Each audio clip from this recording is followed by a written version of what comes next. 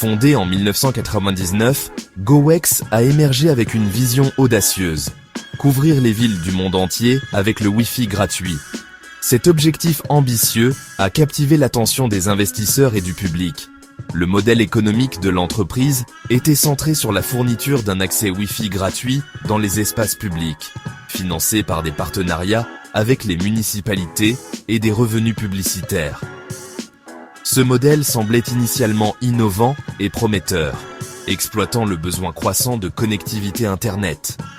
GoEx ciblait les zones urbaines densément peuplées, cherchant à capitaliser sur la dépendance croissante aux appareils mobiles. Leur proposition de valeur était simple, fournir un service précieux aux citoyens tout en générant des revenus grâce à la publicité et à l'analyse des données. Cette approche a trouvé un écho favorable auprès de nombreuses villes, désireuses d'améliorer leur infrastructure numérique et d'attirer des résidents et des entreprises férus de technologie. Le succès initial de GoEx était indéniable, notamment sur son marché domestique, l'Espagne. L'entreprise a obtenu des contrats avec de grandes villes, dont Madrid et Barcelone, élargissant rapidement son réseau et sa base d'utilisateurs. Cette croissance rapide a alimenté la confiance des investisseurs, propulsant le cours de l'action GoEx à des sommets impressionnants. L'entreprise est devenue la coqueluche de la bourse, saluée comme un brillant exemple d'innovation et d'entrepreneuriat espagnol. Alors que la capitalisation boursière de GoEx montait en flèche, ses ambitions internationales grandissaient également.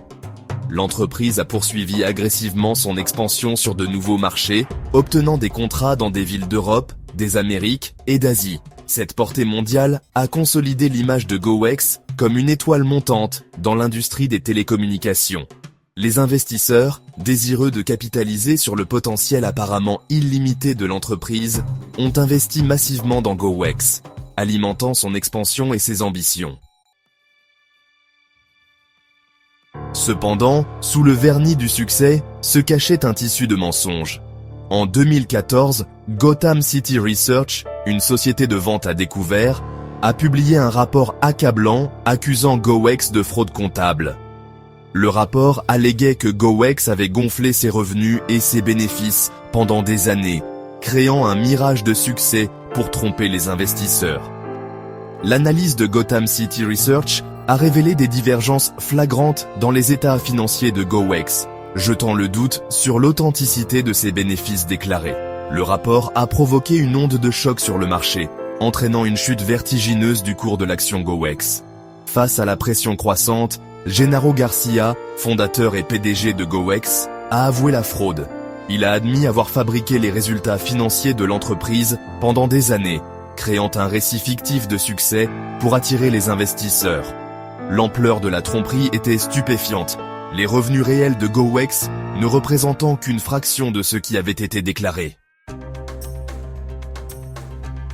L'effondrement de GoEx a eu des conséquences considérables. L'entreprise a déposé le bilan, laissant les investisseurs sous le choc de leurs pertes. Le scandale a provoqué une onde de choc sur le marché boursier espagnol, ébranlant la confiance des investisseurs et soulevant des inquiétudes quant à la gouvernance d'entreprise. L'affaire GoEx a servi de rappel brutal de l'importance de la transparence et de la responsabilité dans l'information financière.